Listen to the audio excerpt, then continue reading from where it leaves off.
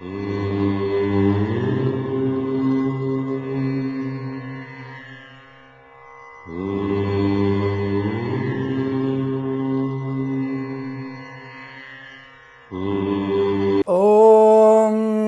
గురుభ్యో నమః. హరి ఓం. ఓం నమో దేవ్యై మహాదేవ్యై శివాయై సతతం నమః. నమః ప్రకృత్యై భద్రాయై నియతాః ప్రణతా స్మృతాం.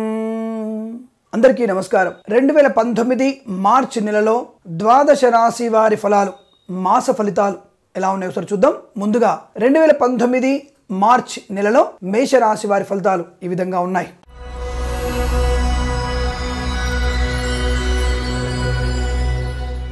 ఒకటవ వారం అనుకూలతలు, రెండవ వారము ప్రతికూలతలు, మూడవ వారంలో ప్రయాణంలో లాభాలు, నాలుగవ వారంలో గొడవలు, చికాకులు, లేనిపోని అనర్థాలు.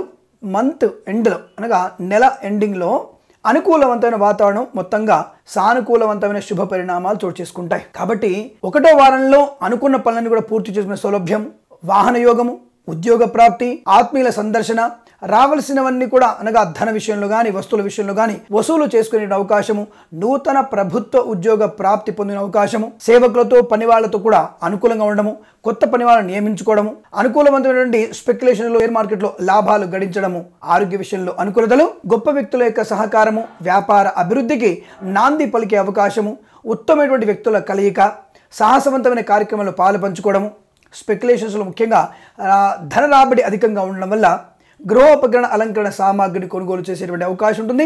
మిత్రుల సంఖ్య పెంచుకునేటువంటి ప్రయత్నం కూడా లాభాన్ని కలిగిస్తుంది. వైద్య వృత్తిలో ఉన్న వారికి, రైతు సోదరులకి అనుకూలవంతమైన శుభస్థితి. విద్యా సంబంధ విషయాల్లో ఎలక్ట్రికల్ సంబంధించిన విద్యార్థులకి ధనలాభము అనగా వృత్తి ఉద్యోగాదుల అభివృద్ధి, నూతనమైనటువంటి క్యాంపస్ సెలక్షన్స్ లో ఉద్యోగం ప్రాప్తించుకునేటువంటి అవకాశాలు కూడా కనబడుతున్నాయి. రెండవ వారంలో చికాకులు, ధన నష్టము. ఇంతకుముందు ఎవరికైనా సెక్యూరిటీగా సంతకాలు పెట్టారా, అది మీకు ఉచ్చు బిగుసుకునేటువంటి అవకాశం. వాహన ప్రమాదం, మద్యపాన సేవనము, వస్తువులు చేజారిపోవడం, సువర్ణ ఆభరణాలు పడిపోవడం, దొంగల పాలవడము, ఇంటిలో ఏదైనా స్వల్ప అగ్ని ప్రమాదం సంభవించే అవకాశాలు, స్నేహితులే దూర్తంగా ప్రవర్తించడము, మోసం చేయడము, ప్రేయసీ ప్రియులు విడిపోయేటువంటి అవకాశాలు, అసాంఘిక కార్యక్రమాల్లో పాలుపంచుకునే అవకాశము, మిత్రుల మధ్య విభేదాలు, మంచివాళ్లు అనుకున్న వ్యక్తులే మోసం చేసేటువంటి అవకాశము, దాదాపుగా అనేక రకాల ఇబ్బందులు, కుటుంబ పరువు బజారున పడేటువంటి అవకాశము, అలాంటి పనులు చేసేటువంటి అవకాశము, రైతు సోదరులకి ఇబ్బంది కలిగించేటువంటి అవకాశాలు ఎక్కువగా ఉన్నాయి. లేనిపోని అవస్థలు అనగా ఇక్కడ ఒక విషయాన్ని గుర్తించండి. ఒక వారం బాగుందంటారు, ఒక వారం బాలేదంటారు అని చెప్తే ప్రతి మాసంలో ఉన్నటువంటి ఒడిదుడుకుల విషయంలో ఆయా వారాల్లో జరిగేటువంటి ప్రభావాన్ని చెప్పడం ఉద్దేశంగా చెప్పబడుతుంది. అటువంటి విషయంలో జాగ్రత్తగా ఉండే ప్రయత్నాన్ని చేయండి. ఇవి వార ఫలితాలుగా చెప్తున్నప్పుడు ఆ వార ఫలితాలను విశ్లేషించుకునే విధానం వేరు, మాస ఫలితాలు విశదించేటువంటి విధానం వేరు అనే విషయాన్ని మరొకసారి గుర్తుపెట్టుకోండి. అందుకే మొదటి వారం అత్యంత బాగా ఉండి రెండో వారంలో అత్యంత వ్యతిరేకంగా ఉంటుంది. మూడో వారంలో ప్రయాణాలు కలిసి వచ్చేటువంటి అవకాశాలు బలంగా ఉన్నాయి. అనుకూలవంతమైన ప్రయాణాలు ఉన్నప్పటికీ కూడా ప్రయాణ అలసట ఎక్కువగా ఉంటుంది. నమ్మిన వారు కొంతమంది మోసం చేసే అవకాశము, తీరా ప్రయాణం చేసిన తర్వాత అక్కడ మనకు పనులు ఆలస్యం అవడము, ఒక రోజు కన్నా 2-3 రోజులు అక్కడ ఉండాల్సిన అగత్యం ఏర్పడము, విదేశీయాన ప్రయాణాలు కూడా అలసటతో పని పూర్తి అవకాశాలు, వీసా సంబంధ సమస్యలను కూడా తొలగిపోతాయి. అనుకూలవంతమైన ఉద్యోగ ప్రాప్తి ఉంటుంది. ఆర్థికంగా సౌలభ్యం ఉంటుంది. అధిక ధనాదాయం లేకపోయినా సౌలభ్యం ఉంటుంది. మూడో వారంలో ఎట్టి పరిస్థితుల్లో కూడా స్పెక్యులేషన్స్లో షేర్ మార్కెట్లో పెట్టుబడులు పెట్టే ప్రయత్నాన్ని చేయకపోవడం ఉత్తమంగా చెప్పబడుతోంది. లేనిపోని వివాద అంశాలకు తెరతీస్తారు. అనుకోకుండా ఆత్మ విమర్శ చేసుకునే అవకాశం కనబడుతోంది. కాబట్టి కాస్త ఆలోచించండి.